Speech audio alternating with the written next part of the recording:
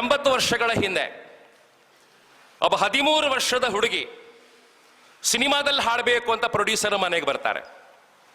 ಆಕೆ 3 ಜನ ತಂಗಿಯಂದಿರು, ವಿದ್ಯಾಭ್ಯಾಸ ಇಲ್ಲ, ಶಾಲೆಗೆ ಹೋಗ್ಲಿಲ್ಲ. ಹುಡುಗಿ ಹಾಡಬೇಕು ಅಂತ ಆಸೆ ಇದೆ, ಹಾಡಬೇಕು ಅಂತ ಅವಕಾಶ ಕೇಳ್ಕೊಂಡು ಪ್ರೊಡ್ಯೂಸರ್ ಮನೆ ಹೋಗ್ತಾರೆ.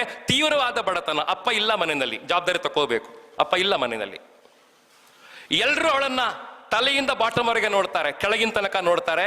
ಒಬ್ಬರು ಪ್ರೊಡ್ಯೂಸರ್ ಹೇಳ್ತಾರೆ, ಏನಮ್ಮ ನಿನ್ನ ಕಾಲಿಗೆ ಚಪ್ಪಲಿ ಇಲ್ಲ, ಹಾಡ್ಲಿಕ್ಕೆ ಬಂದಿದ್ಯಾ ನೀನು, ನಿನ್ನ ಕಾಲಿಗೆ ಚಪ್ಪಲಿ ಇಲ್ಲ, ಹಾಡ್ಲಿಕ್ಕೆ ಬಂದಿದ್ಯಾ ಅಂತ ಇನ್ಸಲ್ಟ್ ಮಾಡ್ಕೊಂಡು ಕಳಿಸ್ತಾರೆ, ಅಪಮಾನ ಮಾಡ್ಕೊಂಡು ಕಳಿಸ್ತಾರೆ.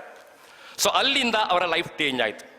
ಅವರು ಡಿಸೈಡ್ ಮಾಡ್ಕೊಳ್ತಾರೆ, ನಾನು ಇವತ್ತಲ್ಲ ನಾಳೆ ಲೆಜೆಂಡ್ ಆಗಬೇಕು, ಬಂಗಾರದ ಚಪ್ಪಲಿ ಹಾಕೋಬೇಕು ಡಿಸೈಡ್ ಮಾಡ್ಕೊಳ್ತಾರೆ. ನಂತರ 10 ವರ್ಷಗಳ ಒಳಗೆ ಅವರು ಅದ್ಭುತವಾಗಿ ಹಾಡಿ ಸ್ನೇಹಿತರೆ ಹೆಸರನ್ನು ಎಸ್ಟಾಬ್ಲಿಷ್ಮೆಂಟ್ ಮಾಡ್ಕೊಳ್ತಾರೆ. 23 ಭಾರತೀಯ ಭಾಷೆಗಳಲ್ಲಿ ಹಾಡ್ತಾರೆ. 55,000 ಹಾಡುಗಳನ್ನ ಪೂರ್ತಿ ಮಾಡ್ತಾರೆ. ಭಾರತದ ಕೋಗಿಲೆ ಅಂತ ಕರೆಸ್ಕೊಳ್ತಾರೆ. ಭಾರತ ರತ್ನ ಪ್ರಶಸ್ತಿಯನ್ನ ಪಡ್ಕೊಳ್ತಾರೆ. ಜಗತ್ತಿನ ಎಲ್ಲ ವೇದಿಕೆಯಲ್ಲೂ ಹಾಡ್ತಾರೆ.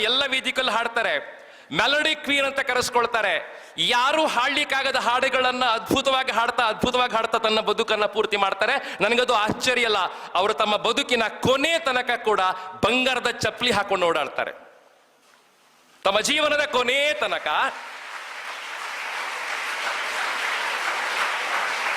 ಬಂಗಾರದ ಚಪ್ಪಲಿ ಹಾಕೊಂಡು ಓಡಾಡ್ತಾರೆ. ಎಲ್ಲಿ ಅಪಮಾನ ಆಗ್ತದೆ ಅಲ್ಲಿ ಅವರು ಬೌನ್ಸ್ ಬ್ಯಾಕ್ ಮಾಡ್ತಾರೆ. ಎಲ್ಲಿ ನಿಮ್ಮ ಹಿಂದಿ ಚೆನ್ನಾಗಿಲ್ಲ ಅಂತ ಹೇಳ್ತಾರೆ, ಹಿಂದಿ ಕಲಿತಾರೆ. ಎಲ್ಲಿ ಉರ್ದು ಚೆನ್ನಾಗಿಲ್ಲ ಹೇಳ್ತಾರೆ, ಉರ್ದು ಕಲಿತಾರೆ. ಪ್ರತಿ ಸಲ ಕೂಡ ಎಲ್ಲಿ ಬೀಳ್ತಾರೋ ಅಲ್ಲಿ ಬೌನ್ಸ್ ಬ್ಯಾಕ್ ಮಾಡ್ತಾ ಲತಾ ಮಂಗೇಶ್ಕರ್ ಇದನ್ನು ಬಹಳ ಪ್ರೇರಣೆಯನ್ನು ಕೊಟ್ಟಿದ್ದಾರೆ.